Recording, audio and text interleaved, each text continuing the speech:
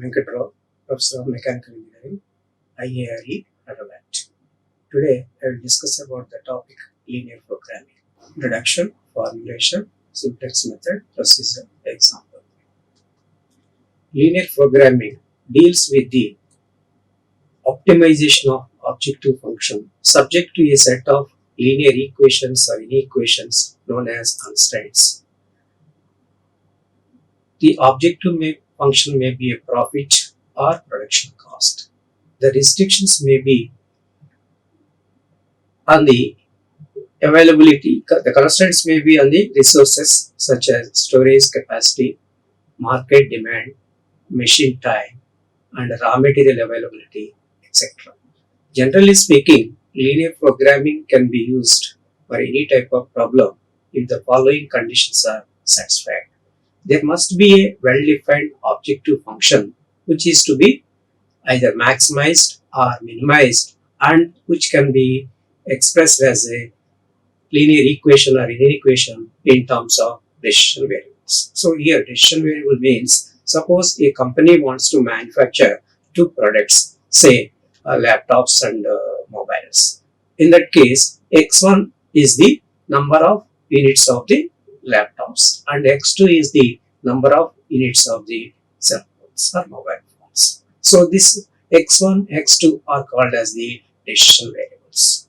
Then for the first condition is there must be a well-defined objective function. So let us say the objective function is z and which can maximize. The company wants to maximize the profit. Then we have to write z max, that is the objective function. That should be expressed in terms of the decision variables. Let us say the profit is say 1000 corresponding to the laptop, 1000 x1 plus 500 corresponding to the cell phone. Then we can write the objective function z max is equal to 1000 x1 plus 500 x2. That means there must be a well-defined objective function and which can be maximized or minimized and which can be expressed as a linear function. So the objective function must be a linear function where x1, x2 are the decision variables. Okay. The second condition is there must be restrictions on the attainment of the objective function. So some constraint must be there. If the constraints are not there, then we can manufacture whatever the quantity we want, we can produce. And then in that case, we can get the maximum profit. But constraints will be there.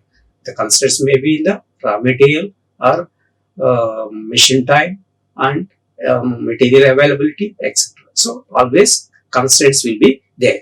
And these constraints can also be expressed in terms of the decision variables in a linear form only. That means, so suppose some 2x1 plus 3x2 should be less than or equal to some 500. So this 500 is corresponding to the machine time. x1 requires 2 time units, x2 requires 3 time units. Like that, there must be restrictions on the attainment of this objective function and these can be expressed as linear equalities or inequalities. Then, so there must be restrictions and there must be a relation between these variables x1 and x2. The decision variables should be interrelated. Without relation, we cannot maximize or minimize the objective function. Then there must be a alternative courses of action. That means, so different solutions may be there. In that case, we can find out the optimum solution. Then the resources must be limited in supply. That means machine time is limited and the raw material may be limited or investment amount may be limited or the demand may be limited. So the resources must be limited in supply. So if these conditions are satisfied, in that case we can use this linear programming for finding out the optimum solution. Then formulation of the problem. So formulation of the problem. How to formulate the problem as a linear programming. Now consider the problem. A company produces two types of hats. Each head of first type requires as much labor time as second type. If all heads are of the second type only, the company can produce a total of 500 heads in a day. The market limits daily sales of the first and second type to 150 and 250 heads, assuming that the profits per head are 8 rupees for type A and 5 rupees for type B. Formulate the problem as a linear programming model in order to determine the number of heads to be produced of each type so as to maximize the profit. If the problem is given, so that problem should be first converted into linear programming problem. In that, the first step is find the key decision to be made. In the given problem, the key decision is to decide number of units of heads to be produced per day. Then, second step, assume symbols for the variables noticed in the step 1. So, let x1 is equal to number of heads of first type to be manufactured and x2 is equal to number of heads of second type to be manufactured daily or per day. So, we have to assume the symbols for the variables noticed. What are the variables? So, how many number of heads of first type, how many heads of the second type. So, x1, x2 are the variables.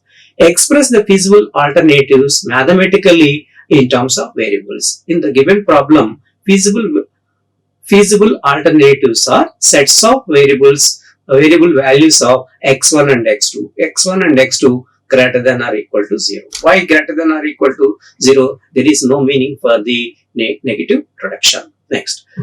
The next step is mention the objective quantitatively and express it as a linear function of the variables. In the given problem, the objective function is to maximize the profit. So, we have to write objective function z max is equal to, we have to write what is the profit corresponding to the first type, 8 rupees. So, you can write 8 into x1. x1 is the number of heads of the first type.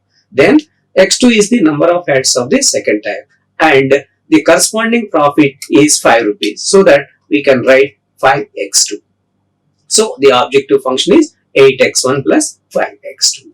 The next one is we have to express the constraints in a linear form. So, what are the constraints are there? The first constraint is the labor time. Second type only, the company can produce a total of 500 ads in a day. So, what is given? If all ads are of the second type only, the company can produce a total of 500 ads in a day. So, that first we can write x1 plus x2 should be less than or equal to 500. If all are the second type, x1 is equal to 0, x2 is 500. But if all are the first type, it's not satisfied. So, we can write this constraint as 2x1 plus x2 less than or equal to 500. So, that is the one constraint. The another constraint is there, that is the demand. The market demand, x1 should be less than or equal to 150 and x2 should be less than or equal to 250 and x1 comma x2 greater than or equal to 0. So, like that we can write the constraints. Now, you see 2x1 plus x2 less than or equal to 500, x1 is less than or equal to 150, x2 is less than or equal to 250 and x1 comma x2 greater than or equal to 0. Hence, the problem can be finally put in the form. Finally, find the values of x1 and x2 so as to maximize the objective function z is equal to 8x1 plus 5x2 subject to the restrictions of the form 2x1 plus x2 less than or equal to 500, x1 is less than or equal to 150, x2 less than or equal to 250 and x1 comma x2 greater than or equal to 0. So, the given problem is now formulated as a linear programming problem. So, after formulating the linear programming problem, we can find out the solution. Now, consider the another problem. Now, a farmer has 100-acre farm. He can sell all tomatoes, potatoes and carrot he can raise. The price he can obtain is 20 rupees per kg for tomatoes, 15 rupees per kg for potatoes and 40 rupees per kg for carrot. the average yield per acre is 2000 kgs of tomatoes, 3000 kgs of potatoes and 1000 kgs of carrot. Fertilizer is available at 9 rupees per kg and the amount required per acre is 100 kgs each for tomatoes and potatoes and 50 kgs for carrot. Labor time required for sowing, cultivating and harvesting per acre is 5 man days for tomatoes and carrot and 6 man days for potatoes. A total of 400 man days labor are available 200 rupees per man day. Now formulate the problem as a linear programming model to maximize the farmer's profit. Step 1. Find the key decision to be made. So again, in the given problem, key decision is to decide how many number of acres are allotted to tomatoes, how many number of acres are allotted to potatoes and how many number of acres are allotted to carrot. So next, assume symbols for the variables notice. Let x1 is equal to number of acres allotted to tomatoes, x2 is equal to number of acres allotted to potatoes, x3 is equal to number of acres allotted to carrot. Then the third step, express the feasible alternates mathematically in terms of variables. That means in the given problem, feasible alternatives are sets of values of x1, x2 and x3 where x1, x2, x3 greater than or equal to 0. Then, so now they mention the objective quantitatively and express it as a linear function of variables. In the present problem, objective is to maximize the profit. Therefore, maximize Z is equal to, so we have to find out the selling price and the expenditure. So here small correction, the fertilizer is available for 10 rupees, not 9 rupees, 10 rupees. Then, so maximize the profit. Now, the yield corresponding to the tomatoes is 2000 per acre and the selling price is 20 rupees. So, the total selling price is equal to 2000 into 20 is the cost obtained. Then, what is the expenditure? 100 kgs are required. So, and per kg is 10 rupees. 100 into 10 is 1000 rupees. And 5 man days are required. Per man day, the cost is 200. 5 into 200 is 1000. So, this is the profit. This is the selling price. This is the purchase. This is the expenditure. Selling price minus purchase gives the profit. Then, corresponding to the potatoes, the yield is 3000. The cost corresponding to each case is 15 minus the fertilizer cost is minus 100 into 10 minus 6 into 200. That is the labor cost. So that is the profit corresponding to the potatoes. Now the profit corresponding to the carrot is the yield is 1000 and the cost of selling price is selling price of 1 kg of carrot is 40. 1000 into 40 is the cost obtained minus the expenditure 50 into 10 minus 5 into 200, that is the expenditure. So that this is the profit. So the objective function is written as maximize Z is equal to that value into x1 like that. Next, express the restrictions are as equalities or inequalities in terms of the variables. In the given problem, restrictions on the labor time and land can be expressed.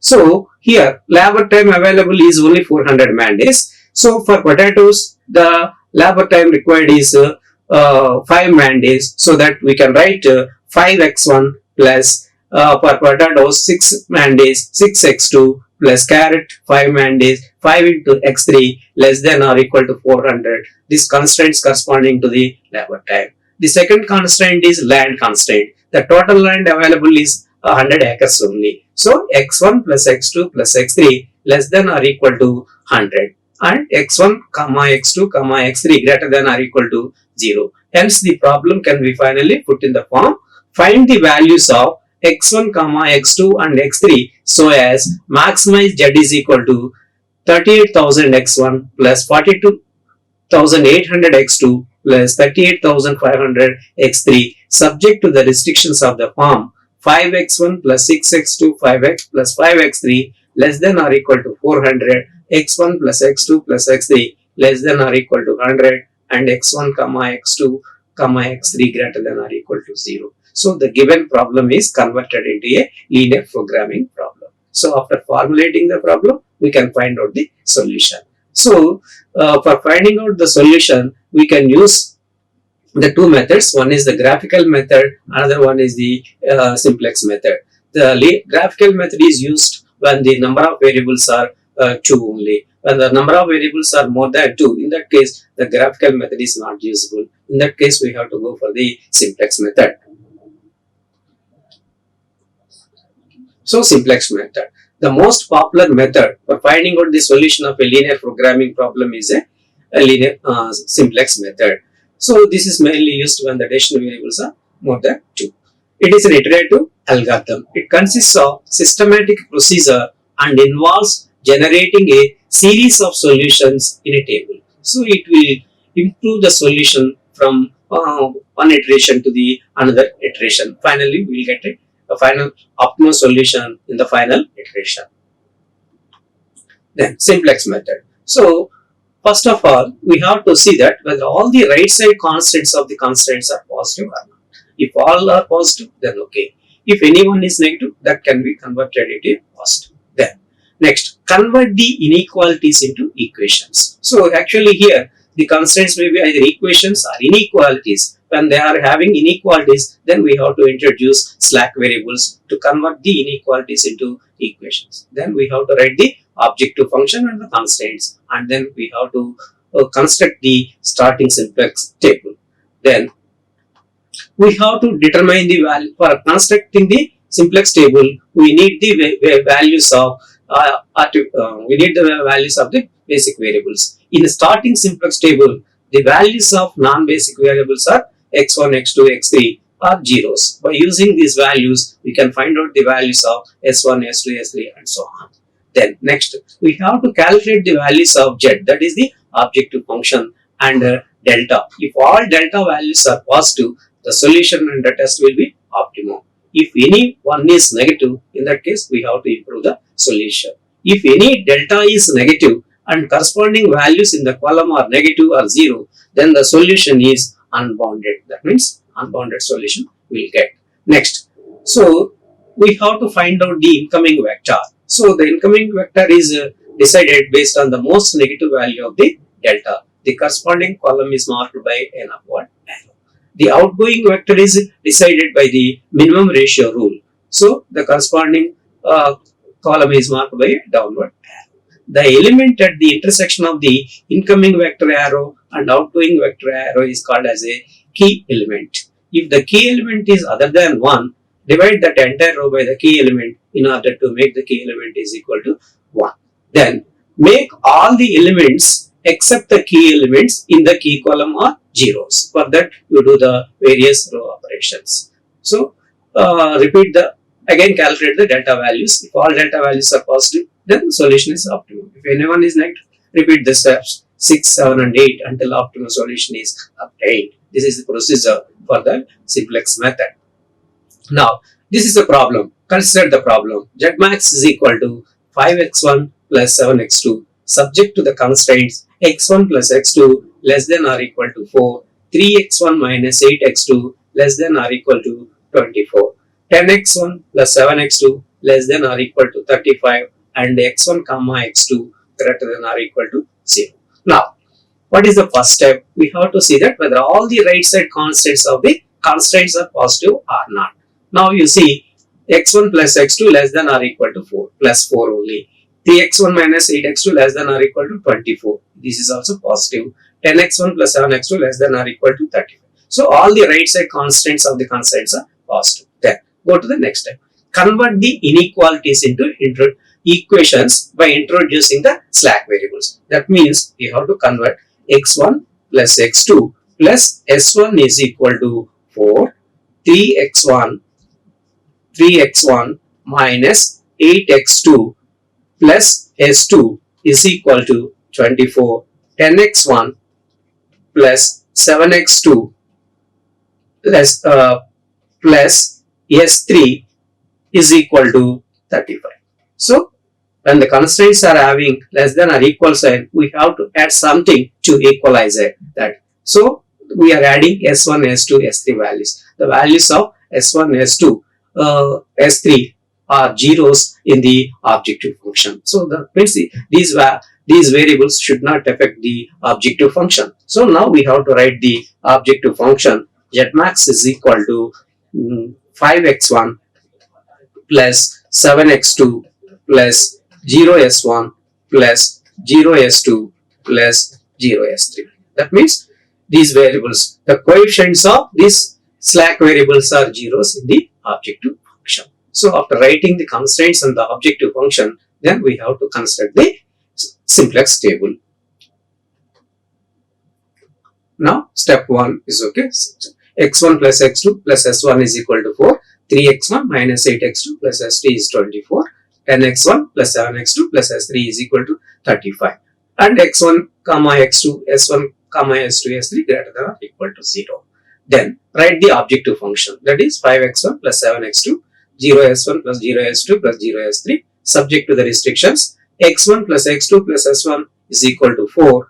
3x1 minus 8x2 plus s2 is equal to 24. 10x1 plus 7x2 plus s3 is equal to 35, and x1, x2, s1, s2, s3 greater than or equal to 0. So first this is the objective function and constraints. After converting the inequalities into the equations, construct the starting simplex table.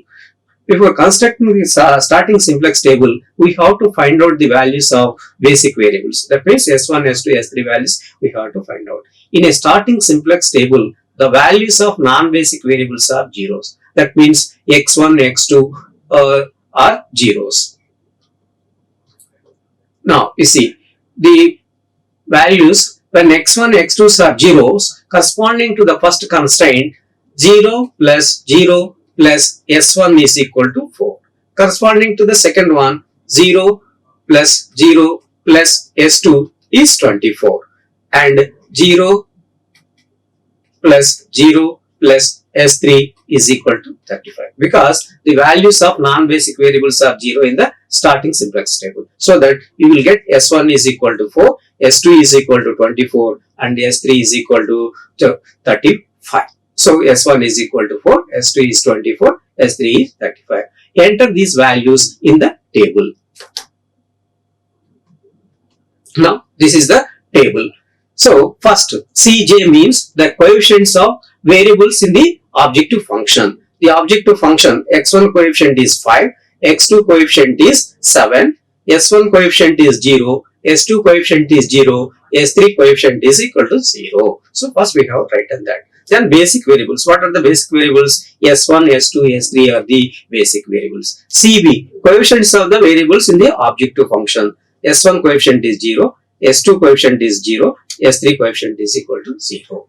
When x1, x2 are zeros in the starting simplex table, we got the values of S1. So XB means values of the variables. S1 is equal to 4, S2 is equal to 24, S3 is equal to 35. So we obtain the values of XB. Then x1, coefficients of variables in the constraints. x1 coefficient is 1, x2 coefficient is 1, s1 coefficient is 1, s2 coefficient is 0, and s3 coefficient is 0. Okay. Then in the second constraint, this is 3, this is x2 coefficient is minus 8, then S1 coefficient is 0, S1 coefficient is 0, S2 coefficient is 1, S3 coefficient is, so that means actually we have to represent in a matrix form, Ax is equal to B. So by using that matrix, we can write this one, or straight away also we can enter here. Then 10x1 plus 7x2 plus 0s1, 0s2 and 1s3. So this is the matrix we obtained from this. Then we have to find out the values of Z and delta. So the value of Z is equal to CB XB, that means 0 into 4 plus 0 into 24 plus 0 into 35. So that the value is 0. Z value is 0. Z max is equal to 0 in the starting table. Then we have to find out delta values. So delta values, how to find out? CB xj, that means 0 into 1 plus 0 into 3 plus 0 into 10 minus of cj. Cj means here minus 5. So CB xj minus cj. So 0 into 1 plus 0 into 3 plus 0 into 10 minus of 5. So minus 5. Corresponding to this column, the value is 0 into 1, 0 into minus 8, 0 into 7. So this value is minus 7. Then corresponding to the column, this column S1, 0 to 1, 0 to 0 into 0 plus 0 into 0. So that you are getting S1 corresponding to S1, delta value is 0. Corresponding to S2, 0 into 0 plus 0 into 1 plus 0 into 0. Also 0. Here corresponding to S3, 0 into 0, 0 into 0, 0 into 1, 0. Now, if all delta values are positive, the solution is optimal. Here, two delta values are there. That means the solution is not optimal. So, we have to optimize it, or we have to maximize the profit. In that case, we have to decide the incoming vector. The incoming vector is decided by the most negative value of the delta. What is the most negative value here? Minus 7. This is represented by an upward arrow. That means x2 is the incoming vector. x2 is the incoming vector. Then we have to find out the outgoing vector. The outgoing vector is decided by the minimum ratio rule. So the minimum ratio can be calculated by using the relation xb by xk. So what is the value of xb? Corresponding to the column corresponding to x2. xb is 4 by this value is 1. 4 by 1 is equal to 4. Corresponding to the second row, xb is equal to 24, but x2 is minus 8. That means you should not consider the negative values and 0 values. So that you can put a dash here. So the ratio you should not. If the value is 0, 25 by 0 is infinitive, but it is negative, we should not consider. So next, coming to this one, that is xb is 35 by 7. So that is 5. So 35 by 7 is equal to 5. So the minimum ratio is this. So what is the key element? The key element is the element at the intersection of the incoming vector arrow and outgoing vector arrow. So S1 is the outgoing vector. So what is the key element? This one is the key element. If the key element is other than 1, we have to divide that entire row by 1. Okay. So now we got it. So here 0, 4, 24, 35, 1, 3, 10, 1, minus 8, 7, 1, 0, 0, 0, 1, 0, 0, 0, 1. That is the table. So we got Z is equal to 0, delta is minus 5, and corresponding to the x1, corresponding to x2 minus 7, and corresponding to s1 is 0, and s2 is equal to 0, and s3 is equal to 0. So this is the most negative. So that was why it is marked by an arrow. Then this is the key element. Okay.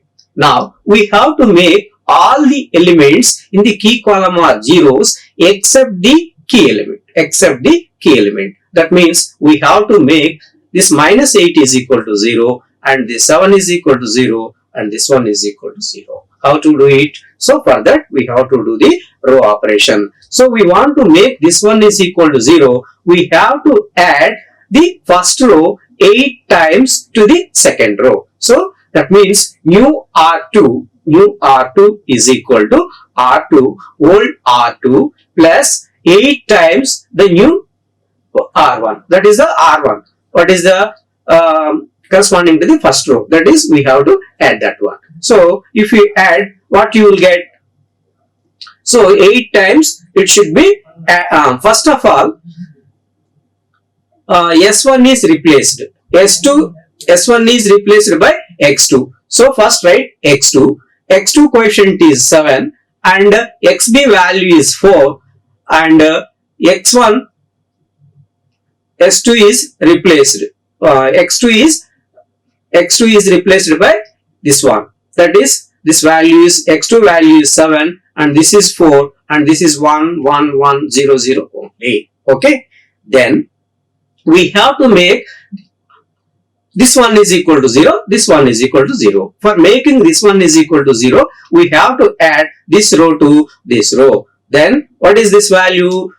We are adding 8 times. 8 into 4 is 32. 32 plus 24 is 56. So first row will be as it is. Second row we have to modify it. That means we want to make this one is equal to 0. This is 8. 8 plus 1 into 8 plus 3, that is 11. So this is 11. Then 8 minus of 8, that is equal to 0. Then we are adding 8 times of this one to this. So 8 plus 0 is 8. 0, this is 8 into 0 is 0. This is plus 1, 1. This is 0, this is 0 only. So like that we modified the second row. Then we have to modify the third. That means we want to make this element is equal to 0. For that, what operation we have to do? We want to subtract 7 times of this row from this. So R3 minus 7 times of R1. So 7 times we have to subtract it. Then we will get the this value is equal to 0. So this is 4. So 4 into 7 is 28. 35 minus 28 is 7. 35 minus 28 is 7. So this is 7. 10 minus 7 is equal to 3. 7 minus 7 is equal to 0. Then 7 minus of this one is minus 7. This one is 0. This one is equal to 1. We made all the values are zeros in the key column except the key element. Now again we have to find out z value and delta values. So z value now is 7 into 4 is 28 plus 0 into 56 plus 0 into 7. So that z is equal to 28. Z max is equal to 28. Then coming to this one, we have to find out the delta values. Delta value is equal to CB. 7 into 1. CB into x1 minus of Cj. So 7 into 1 minus of 5. 7 into 1 plus 0 into 11 plus 0 into 3 minus of 5. So that 7 minus 5 is equal to 2 only. Then coming to the next. 7 into 1. 7 into 1 plus 0 into 0 plus 0 into 0 minus of 7. So 7 minus 7 is equal to 0. Then coming to this, 7 into 1 plus 0 into 8 plus 0 into minus 7. So that totally 7 minus of 0 is 7. Then coming to this, 7 into 0, 0 into 1, 0 into 0, 0 minus of 0, that is 0. Next, coming to the last column, 0 into 7 into 0, 0 into 0, 0 into 1, that is equal to 0. Now we see the values of delta are 2, 0, 7, 0, 0. All the delta values are positive. The solution is optimum. So what is the solution? So first, the delta value corresponding to the first column is 2, second column is 0, third column is 7, fourth column is 0, fifth column is 0. So all the delta values are positive and the solution is optimum. What is the optimum solution? So Z max is equal to how much? 28. What is the solution? The solution is x2. What is the solution? So the solution is x2. X2 is 7 into 4. The solution is 7 into 4, 0 into 56. That is the Z is equal to 28. Then what is the value of x1? X1 is 0. That is not existing in the solution. X1 is equal to 0. Then x2 is equal to 7. X2 is equal to so x2 is equal to 4 because x1 is equal to 0. x2 is equal to 4 and s1 is equal to 0, s2 is 56 and s3 is equal to 7. So this is the solution. So what is the objective function? Z-max is equal to, what is the objective function given? The objective function given is 5x1 plus 7x2. 5x1 plus 7x2. So you substitute the values. x1 is equal to 0, x2 is equal to 4. You will get the value is 28. So the solution is x2 is equal to, Z-max is equal to 28, x2 is equal to 4, x1 is equal to 0, that is not existing, s1 is equal to 0, that is not existing, s2 is 56, s3 is equal to 7. So xb gives the values of the solution. xb means here x2 is equal to 4, s2 is equal to 56, s3 is equal to 7. So these values are given. The remaining are not existing in the solution. Not existing means there is values are zeros only. So all the delta values are positive. The solution is optimum. Z-max is equal to 28, x2 is equal to 4, x1 is equal to 4, s1 is equal to 0, s2 is 56, s3 is equal to 7. That is the solution. Okay, thank you. Like, share and subscribe.